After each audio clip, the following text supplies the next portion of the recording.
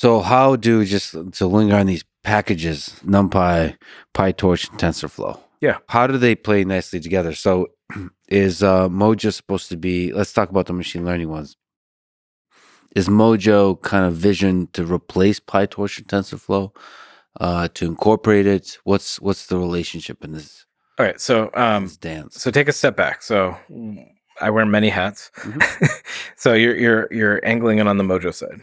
Yes. Mojo is a programming language, and so it can help solve the C, C++, Python feud that's happening. The fire emoji got me. I'm sorry. We should be talking about modular. Yes. Yes. Okay. So the fire emoji is amazing. I love it.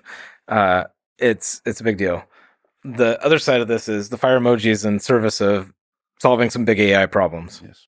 Right. And so the big AI problems are, again, this fragmentation, this hardware nightmare, this explosion of new potential, but that's not getting felt by the industry. Right. And so when you look at how does the modular engine help TensorFlow and PyTorch, right, it's not replacing them.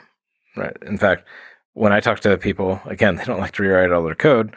You have people that are using a bunch of PyTorch, a bunch of TensorFlow. They have models that they've been building over the course of many years. Right. And when I talk to them, there's a few exceptions, but generally they don't want to rewrite all their code. Right. And so what we're doing is we're saying, okay, well, you don't have to rewrite all your code.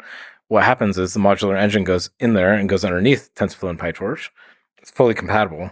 And it just provides better performance, better predictability, better tooling.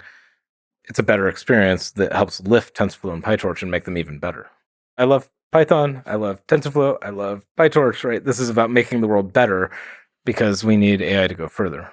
But if I have a process that trains a model and I have a process that performs inference on that model and I have the model itself, what should I do with that in the long arc of history? In terms of if I use PyTorch to train it, should I rewrite stuff in Mojo? Would that, if I care about performance? Oh, so I mean, again, it depends. So if you care about performance, then writing it in Mojo is going to be way better than writing it in Python. But if you look at LLM companies, for example, so you look at OpenAI, rumored, and you look at many of the other folks that are working on many of these LLMs and other like innovative machine learning models.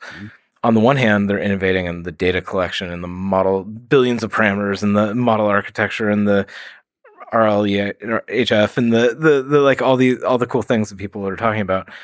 But on the other hand, they're spending a lot of time writing CUDA kernels. Right? And so you say, wait a second, how much faster could all this progress go if they were not having to handwrite all these CUDA kernels? Right. And so there are a few technologies that are out there, and people have been working on this problem for a while, and they're trying to solve subsets of the problem, again, kind of fragmenting the space. And so what Mojo provides for these kinds of companies is the ability to say, cool, I can have a unifying theory. Right. And again, the better together, the unifying theory, the two-world problem or the three-world problem or the n-world problem, like this is the thing that is slowing people down. And so as we help solve this problem, I think it'll be very helpful for making this whole cycle go faster.